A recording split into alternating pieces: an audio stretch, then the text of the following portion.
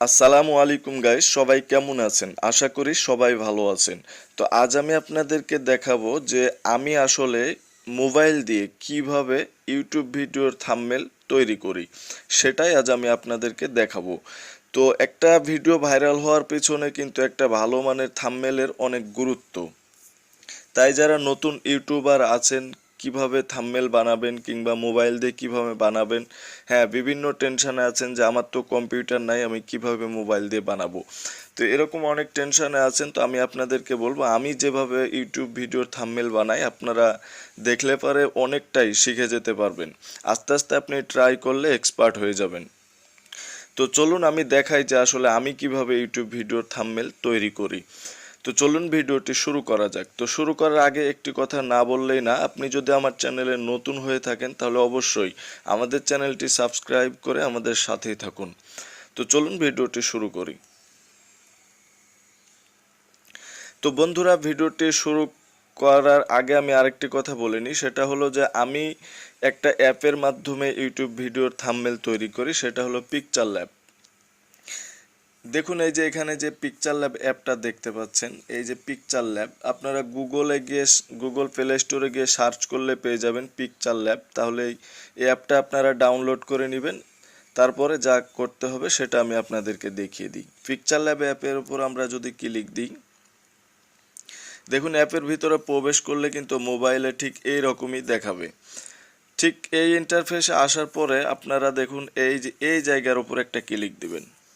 এখানে ক্লিক দিলে দেখুন এই যে ইমেজ সাইজ আসছে, দেখুন ইমেজ সাইজ। অবশ্যই ইউটিউব ভিডিওর থাম্বনেলের কিন্তু একটা সাইজ আছে। তো এই সাইজটা আপনার এই সাইজের ওপর যদি আমরা ক্লিক দিই, দেখুন তাহলে কাস্টমের ওপরে ক্লিক দিলেই দেখুন এখানে অনেকগুলো সাইজ কিন্তু চলে আসছে। তো আমরা এখানে ইউটিউব থাম্বনেলের ওপরে ক্লিক দিব, তাহলে দেখুন সাইজটা কিন্তু বসে গেছে। এখন ওকে করে দিলাম, দেখুন সাইজ চলে আসছে কিন্তু। সাইজ আসার পরে আমাদেরকে এখন ব্যাকগ্রাউন্ডে একটা কালার নিতে হবে। তো কালার নেওয়ার জন্য দেখুন সব বাম পাশে কালার অপশন আছে, কালার উপরে ক্লিক দিলাম। এখানে দেখুন অনেক ধরনের কালার আছে, আপনারা চাইলে যেটা খুশি সেই কালারটাই আপনারা এখান থেকে চয়েস করতে পারেন। দেখুন যেটাই ক্লিক করি কালার কিন্তু চেঞ্জ হয়ে যাচ্ছে, দেখুন। তো আমরা এই কালারটা সিলেক্ট করলাম। এটা সিলেক্ট করার পরে এখন আমাদের কাজ হলো যে একটা ফটো আমরা এখানে অ্যাড করব। আমাদের নিজের একটা ফটো কিংবা যে কারো হোক ফটো আমরা এখানে অ্যাড করব, সেটা আপনার ব্যক্তিগত ব্যাপার। তো চলুন আমি আমার একটা ফটো এখানে অ্যাড করি।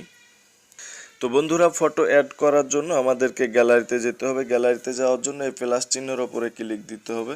প্লাস চিহ্নের ওপরে ক্লিক দেওয়ার পরে দেখুন এখানে ফর্ম গ্যালারি, এই ফর্ম গ্যালারির ওপরে ক্লিক দিলে কিন্তু মেমোরিতে চলে যাব।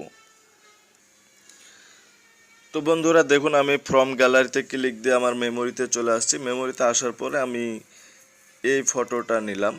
দেখুন ফটোর উপরে ক্লিক দিলে কিন্তু চলে আসছে, আমরা এখান থেকে সাইজ মতো নিয়ে নিতে পারবো। তারপর রাইট চিহ্নতে ক্লিক দিলাম, ফটোটা নিয়ে আসলাম।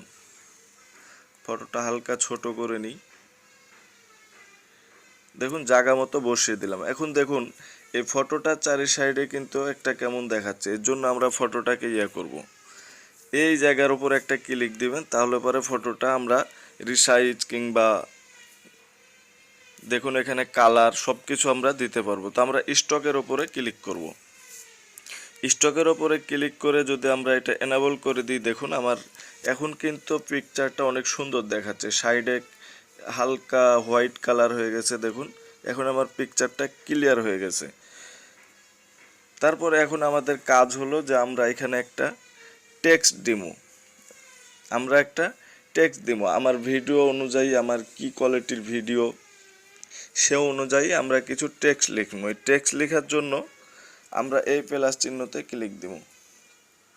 তাহলে দেখুন সব উপরে লেখা আছে টেক্সট। আমরা টেক্সটের ওপর ক্লিক দিলে এখানে টেক্সটের অপশন চলে আসছে। তারপরে আমরা এর ওপরে ক্লিক দিলে এডিট। তারপর আমরা এখানে যা খুশি তাই লিখতে পারবো আমার ভিডিও অনুযায়ী।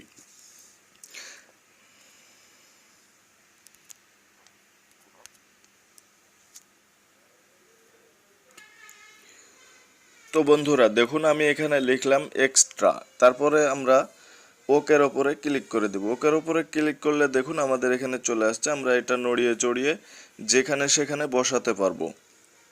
তা আমি এটা এখানে রেখে দিলাম, আবার আরেকটা নিব। দেখুন